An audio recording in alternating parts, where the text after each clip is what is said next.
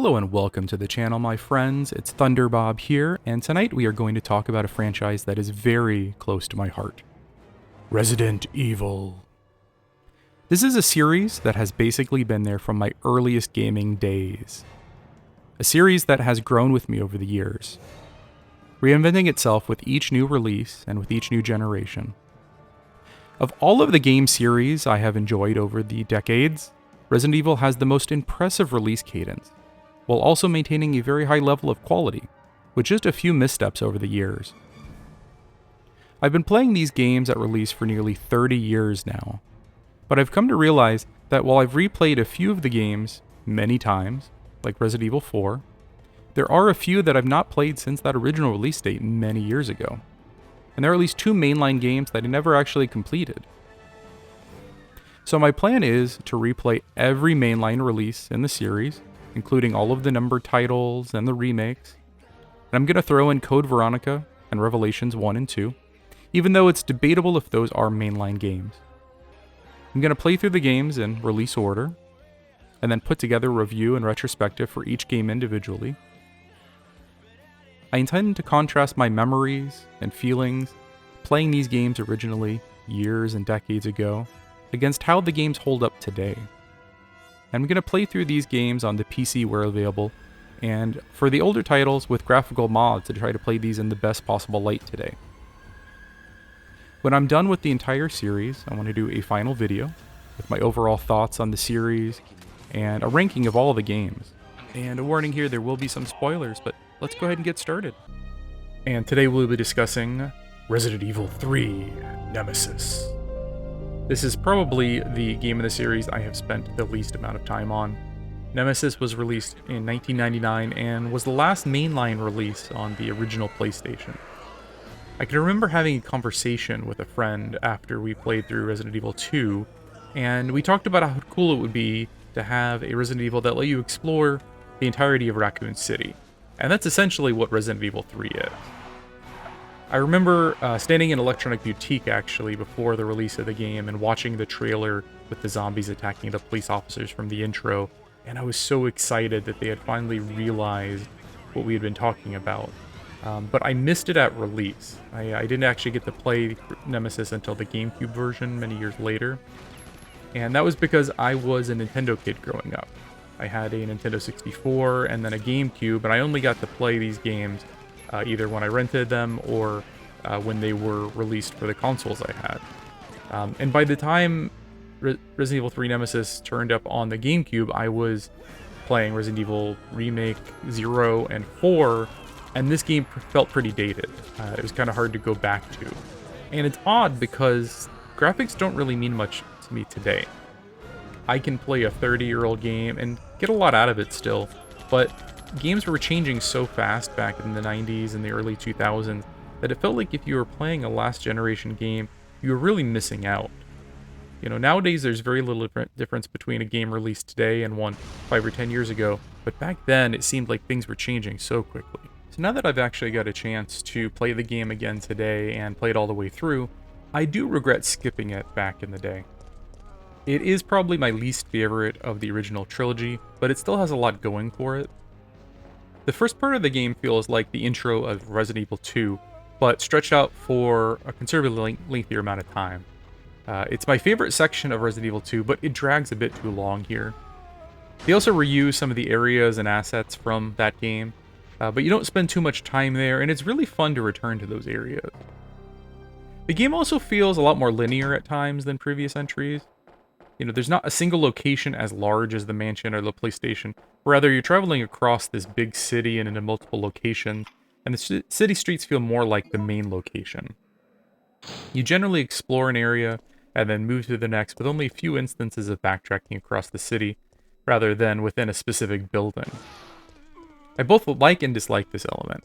It makes the world feel larger and gives you a sense of scale to the destruction, but on the other hand, you don't really get to know a single location as intimately as those previous games. The game still looks good, and again, I'm playing with the HD mod, and it almost feels like a remaster. You know, each of the original trilogy game releases improved graphically over the previous, until they peaked with this game. And with the increased resolution and textures, in the mod. It kind of reminds me a bit of those 3D pixel arts you would see in the 90s, and it gives me a good sense of nostalgia. While I think the game is graphically the best in the trilogy, I like the art direction and atmosphere of the mansion and the police station better. The sound design and music are also good here, though I do think Resident Evil 2 slightly edges it out. So let's go through the basic structure of the game. Unlike previous entries in the series, you do not select a starting character, but rather you play as Jill Valentine, returning from the original game, and this game explores her involvement during the initial outbreak in Raccoon City. The game starts out 24 hours prior to the events of Resident Evil 2, and covers some of the same ground. You start out in a warehouse, and you explore several blocks of the city, venturing through the infested streets, and into and through several buildings. Very early in the game, you're attacked by the titular Nemesis, a new tyrant enemy who shows up pretty frequently, and you just generally either need to deal enough damage or flee, and he'll be gone until the next scripted moment. If you end up defeating the boss, he drops different upgrade items and components for new weapons or things like multi-use first aid boxes. And soon enough, you are in the police station from Resident Evil 2, though you only spend a few minutes exploring before you leave again, but not before another encounter with Nemesis. And next up, you make it to the downtown area and explore several buildings, including a restaurant, office, gas station, and metro station. You're given some freedom in the order you explore these locations, which impacts where you encounter Nemesis. You meet Carlos, a Umbrella mercenary who states that they are there to help the civilians, and you end up teaming up with him to repair a cable car that will take you to safety. And it requires you to traverse back and forth across uptown and downtown several times, including accessing a construction site where you encounter a new enemy, the Deimos, which seems pretty similar to the Chimera from Resident Evil 1, and also a pharmacy where you get the final component to leave the area. So you get the cable car running, but Nemesis has other plans and does return and ends up crashing the cable car into the clock tower courtyard, separating Carlos and Jill. You explore the clock tower, which feels very reminiscent of the mansion from Resident Evil 1, though much smaller and more simplified. You do have another encounter with Nemesis before you summon a helicopter for rescue by ringing the bell tower atop the clock tower. But Nemesis destroys it, and Jill is infected with the T-virus. Carlos then finds a vaccine after exploring an Umbrella-run hospital, and saves Jill, who wakes up 3 days later. So this game ends up taking place both before and during the events of Resident Evil 2. Jill then searches for another means of escape from the city, and this brings her to the park and then a graveyard, where she runs into Nikolai, who reveals he is a supervisor there to gather data on the bioweapons. Jill fights a massive creature called the Gravedigger, and you learn the city will be destroyed soon. You explore a factory building full of the dead, and Jill has a final confrontation with Nemesis, and then she escapes by helicopter with Carlos. Does every game end with a helicopter rescue?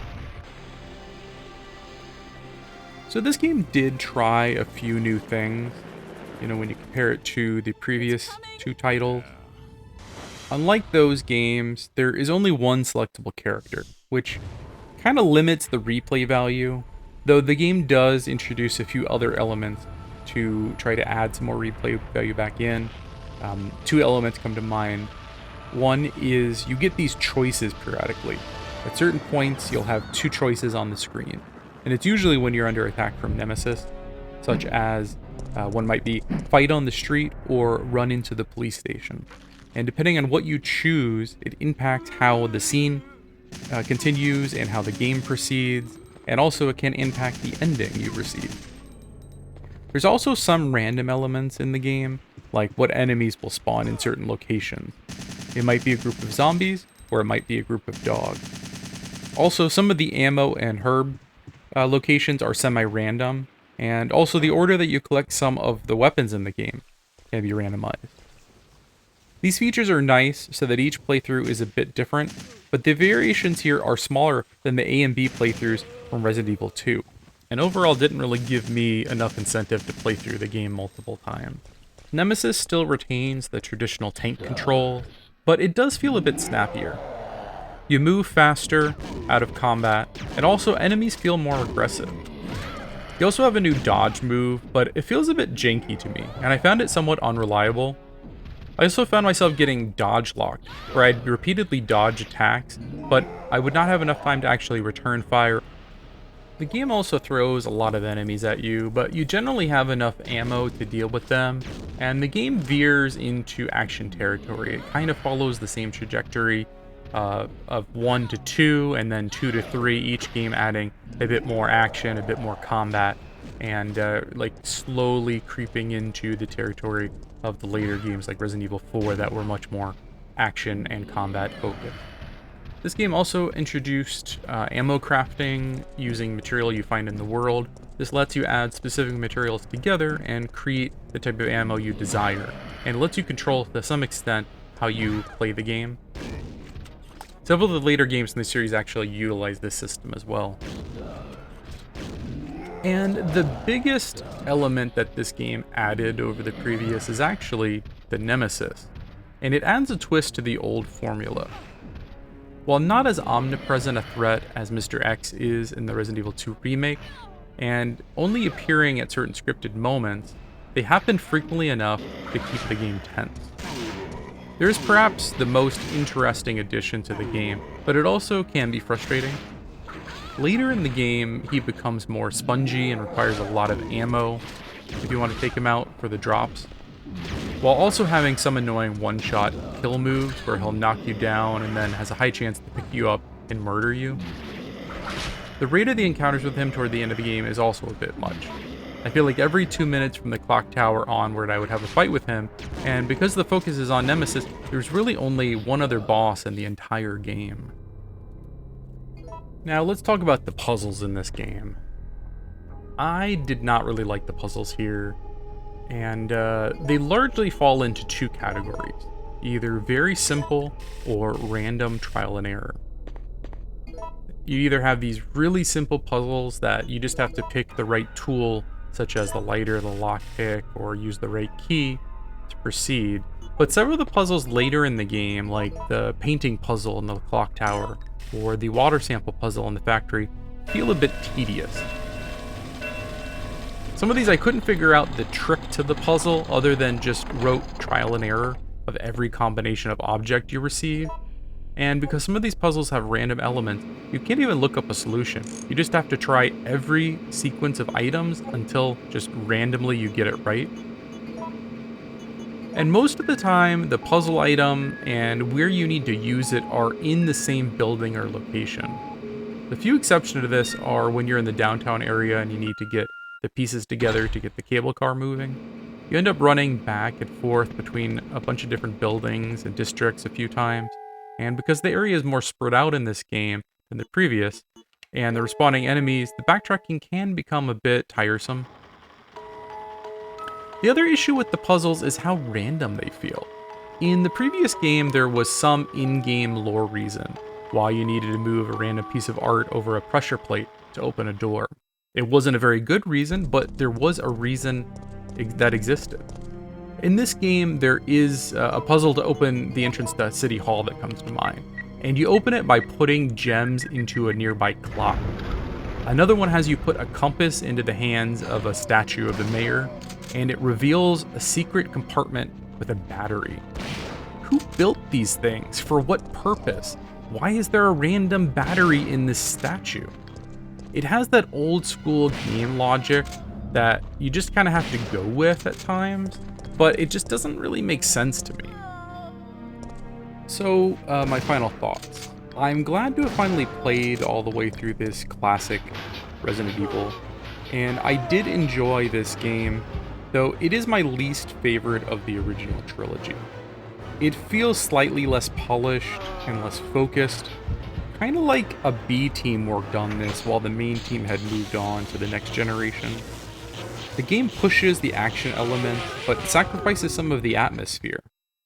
It's fun exploring the large city, but no single location feels as realized as the mansion or the police station.